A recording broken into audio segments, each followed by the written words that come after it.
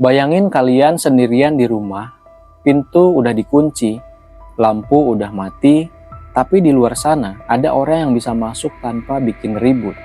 Dan begitu dia masuk, yang dia cari bukan barang, yang dia cari adalah nyawa. Ini bukan cerita hantu, ini kasus nyata yang bikin satu kota trauma, yaitu Boston Strangler. Gua mau ngajak kalian balik ke Boston, Amerika awal tahun 1960-an. Waktu itu Boston kota yang normal, orang kerja, pulang, hidup seperti biasa. Sampai tiba-tiba muncul kabar yang bikin semua orang ngerasa di rumah sendiri pun bukan tempat yang aman lagi. Ada beberapa perempuan ditemukan meninggal di apartemen mereka yang bikin merinding. Banyak kasus yang terjadi tanpa tanda pintu didobrak. Jadi orang-orang mulai mikir nih, kalau pintunya nggak rusak, berarti pelakunya masuknya gimana nih? Dan dari situ, rasa takut mulai menyebar. Bukan takut akan gelap, tapi takut sama hal yang paling sederhana, ketukan di pintu.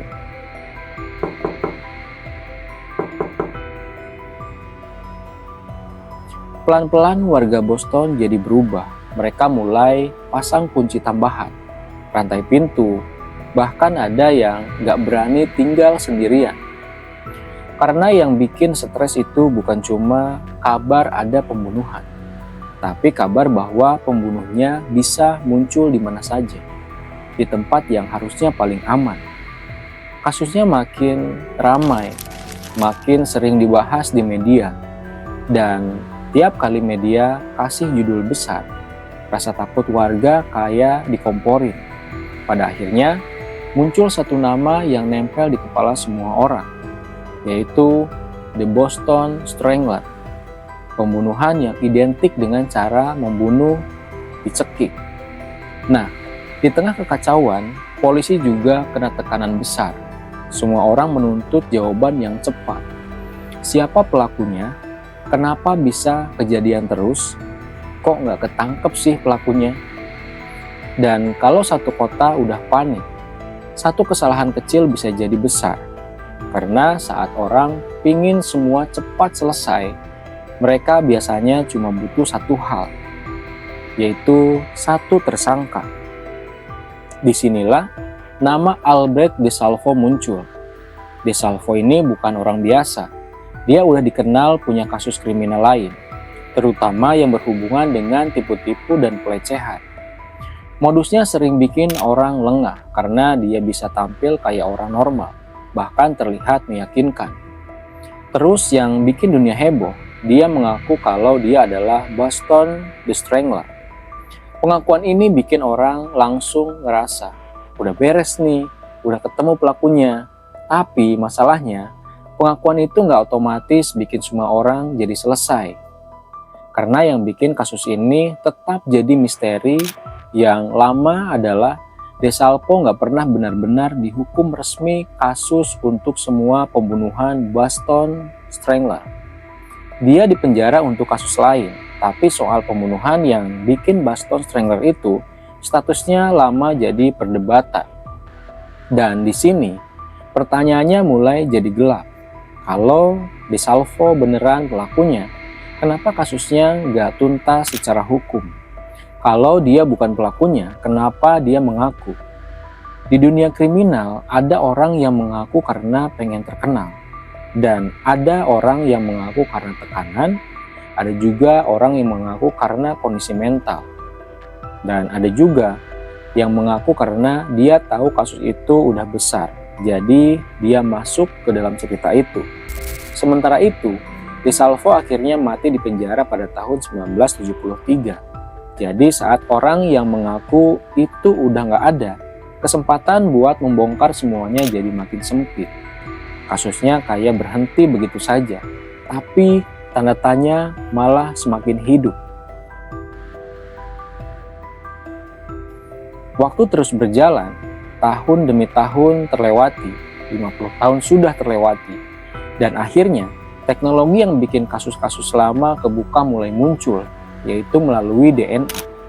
Lalu datang kabar besar, Di tahun 2013, hasil tes DNA mengaitkan Albert DiSalvo dengan salah satu korban yang paling sering disebut sebagai korban terakhir dalam rangkaian kasus ini. Namanya Mary Sullivan. Jadi buat banyak orang, itu seperti jawaban yang selama ini ditunggu. Oke, berarti DiSalvo memang terlibat dalam kasus ini. Tapi, di saat yang sama, itu juga bikin orang mikir lebih jauh. Karena DNA itu menguatkan keterkaitan ke salah satu kasus penting. Tapi yang bikin kasus Boston The Strangler jadi legenda adalah pertanyaan yang lebih besar. Apakah semua pembunuhan itu dilakukan satu orang saja? Atau ada lebih dari satu pelaku? Soalnya, dari dulu ada yang ngerasa pola kasusnya kadang beda gitu. Ada detail yang nggak selalu sama, dan itu bikin sebagian orang percaya. Bisa jadi Boston The Strangler itu bukan satu orang, tapi semacam label untuk serangkaian kejadian yang mungkin dilakukan oleh lebih dari satu pelaku. Kalau benar lebih dari satu pelaku, bukan cuma soal DiSalvo, tapi kemungkinan ada pelaku lain yang gak pernah kebuka. Dan ini yang bikin kasus ini terasa kayak horor di dunia nyata. Bukan karena ada setannya, tetapi karena ketakutan itu lahir dari sesuatu yang bisa terjadi di kehidupan normal. Pintu kunci terbuka, rumah sepi, dan orang yang ternyata bisa masuk tanpa kalian sadari. Gue pribadi ngelihat kasus ini kayak begini nih. Boston The Strangler itu bukan cuma cerita pembunuhan yang mencekik. Ini cerita tentang satu korban yang kehilangan rasa aman, tentang media yang bikin teror makin besar, tentang polisi yang ditekan buat cepat menemukan jawaban, dan tentang bagaimana satu pengakuan yang bikin orang percaya, walaupun belum tentu menutup semua lubang misteri. Akhirnya sampai sekarang, nama Boston The Strangler tetap jadi salah satu kasus kriminal paling terkenal.